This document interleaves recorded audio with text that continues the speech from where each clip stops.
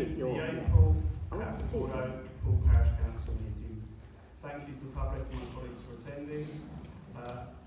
On behalf of the Parish Council, I would like to send heartfelt thanks for the new accessible pedestrian entrance of the village green to Brett Howard and his team from BPH Rail and Danny Nightwell for organising entry. That solved us a big problem that's been going on for an awful long time. After the initial public participation, the meeting is a council meeting between councillors and observed by the public and any press. We start the meeting with 15 minutes of public participation.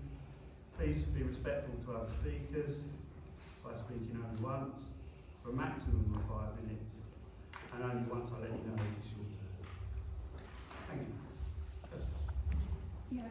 First, I'd like to say the loss of our clerk is a sad day for this village. I've been impressed by her professionalism and wish her all the best for the future. Now, 2 leaflets were distributed, one about alleged harassment of council members and one an update from the council re the proposed disposal of the village green. In the interests of transparency, I'm asking for the source of funding for each of these leaflets, as are there any invoices, receipts or correspondence indicating who paid for them. It is absolutely clear that the Chair is aware that those leaflets were not funded by the council, and it was equally clear that not all councillors were aware of the leaflet on harassment. To ensure transparency, the council and public need to know the source of funding, particularly as there are so many conflicts of interest. One asks why anything put out in the council's name has been funded by a silent third party, or is this yet another example of underhand, undue influence? I hope the Chair or Clerk can now verbally confirm who funded both these leaflets. Thank you. Anything else, No? Adam? The council will know that there's a hybrid planning application that's going to be going tomorrow at Huddersfield for 100 houses on our northern boundary.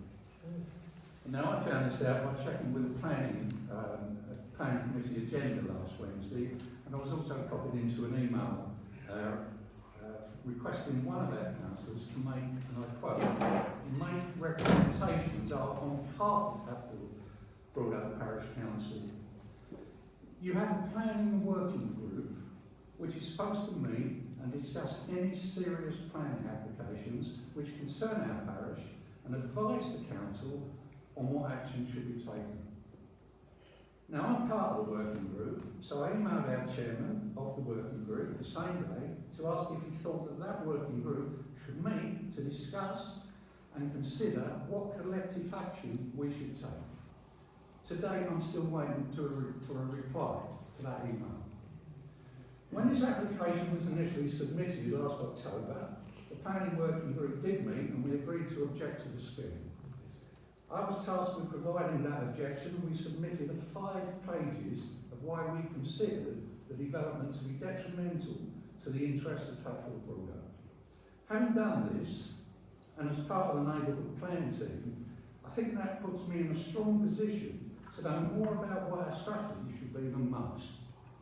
Now, I know that the Parish Council have not discussed this application by speaking to 1 or 2 of them, and as far as I can see, you have one parish councillor who's taken upon himself to, and I quote again, make representations on behalf of Hatfield Broadacre.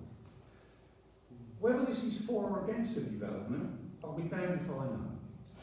This is, in my opinion, just another example of a single councillor acting like a loose cannon and doing exactly what he pleases without any redress to the rest of you. You've just lost another clerk, yet another clerk, and it cannot be clearer as to why that has happened. Yes. You've wasted valuable council funds because most of you have blindly followed his appalling suggestions. Yeah. When are some of you going to wake up and do what is clearly, wake up to what is clearly in front of you and do something about it? Yeah. Well done. Yeah.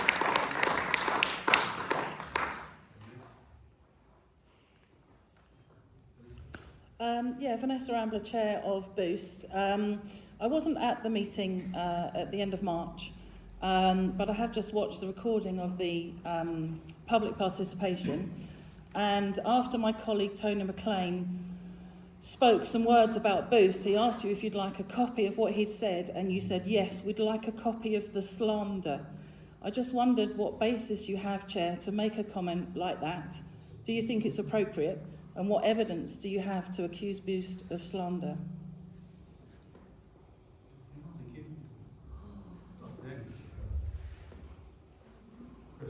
Hi. So I'd just like to ask what happens to all of these questions that we ask in these sessions? You've seen 3 examples today where questions have been asked and met with a blank response. It's not even, and sometimes the response we get is, thank you, we'll consider it. We have no knowledge as to whether or not these questions are noted, whether they're considered, whether they're discussed. They're certainly not answered. I don't remember ever anything circling back to us saying these are the answers to the questions for last week's parish, etc. So can somebody explain to me, and please don't just give me a blank look or say we'll consider it. Can someone please answer me, anyone from the council, how these questions are recorded and what the plan is to reply to them at any given time? Maybe Ben? Yeah, it's a good point actually. I'm actually going to say we're going to take this one away because I think public participation is super important, and actually we need to be better aligned and more accountable to the questions that you've got. So I can't answer the specific questions today. I